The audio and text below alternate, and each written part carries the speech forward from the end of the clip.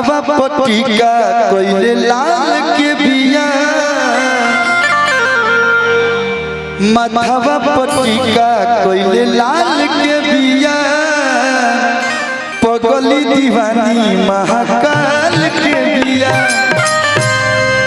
गेरुआ दुपट्टा देह पर डाल के बिया। एक लड़की है वो लड़का से पूछा थिया कि इतना खुश तू काहे बड़ो लड़किया कहतिया कि के कर बड़ाई तू बखानता रहो भोले बाबा के सिर नवाता रहो। तो ये भाई कहता कि गेरुआ दुपट्टा देह पर डाल के बिया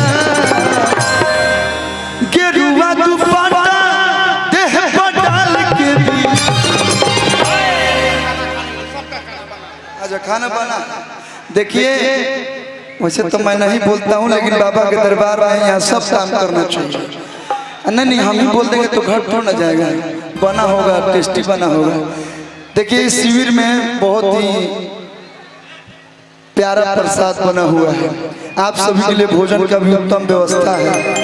तो जितने भी बम जी लोग हैं खाली बम जी लोग जो बाबा को जल चढ़ाने जा रहे हैं आप लोग बात अच्छा रुपये अच्छा भैया भैया भैया जाए दो आप लोग कृपया भोजन ग्रहण कर सकते हैं। सभी बम जी सारी सुविधा निःशुल्क है बम जी आप आइए और बगल से रास्ता भोजन ग्रहण कीजिए।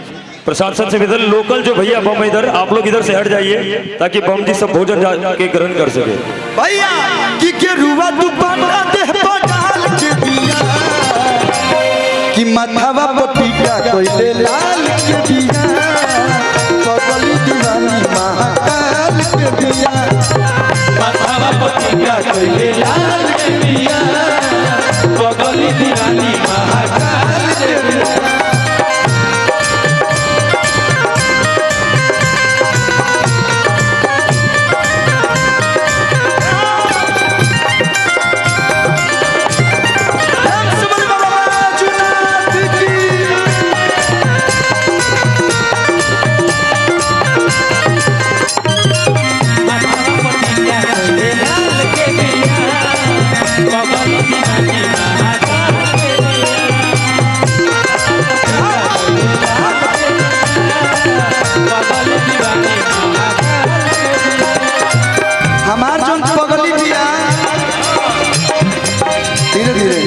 अब तो मेरा ब्याह हो गया तो मेरी मेहरारू ही मेरी सब कुछ है लेकिन जिसका शादी नहीं हुआ है उसकी जो पगली है यानी कि आजकल नया जमाने में गर्लफ्रेंड लोग बोल रहे हैं ओकर बड़ाई करता उत्तर हेले सोरा घरी बाबा में लीन हो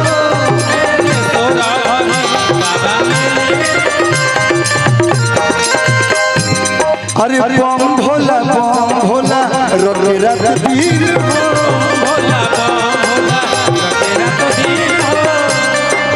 भगती में अपना के ढाल के दिया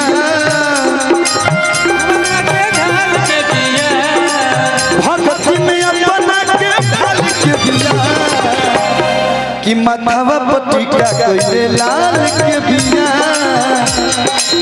माथावा पटिका कोइले लाल के बिया पगली दीवानी महाकाल